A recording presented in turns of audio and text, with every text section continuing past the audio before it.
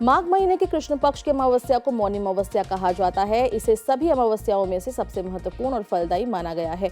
इस साल मौनी अमावस्या 18 जनवरी दिन रविवार को मनाई जाएगी और इस दिन मौन रहने का विशेष महत्व है, क्योंकि इससे मानसिक शक्ति मिलती है। शास्त्रों के अनुसार इस दिन मौनी अमावस्या के दिन पवित्र नदियों में स्नान और दान करने से अश्वमेध यज्ञ के समान शुभ फल मिलता है। लेकिन इस दिन के शुभ फलों को पाने के लिए कुछ खास नियमों का पालन करना पड़ता है। तो आइए जानते हैं। इस दिन सूर्योदय से पहले किसी पवित्र नदी में स्नान करना चाहिए।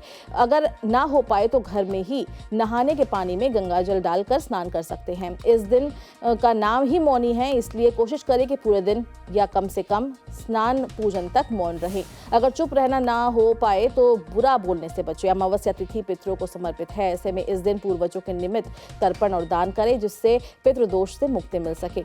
मौनी अमावस्या पर तिल, गुड़, गर्म कपड़े, अन्न और जूते चप्पल का दान करना बेहद ही शुभ माना जाता है। इस साल ये रविवार को पड़ रहा है, इसलिए इस दिन सूर्यदेव को अर्घ जरूर दें और लाल वस्तुओं का दान भी करें। इस दिन ओम नमो भगवते वासुदेवाय या ओम नमः शिवाय का मन ही मन जप करें। इस दिन ब्रह्मचर्य का पालन करना चाहिए। इस पुण्य तिथि पर सुबह देर तक नहीं सोना चाहिए। मौनी अमावस्या संयम का दिन है। ऐसे में घर में कलेश, वाद विवाद या किसी का अपमान करने से बचें। इस दिन मांस, मदिरा, लहसुन और प्याज जैसे तामसिक चीजों का सेवन भूलकर भी नहीं करें।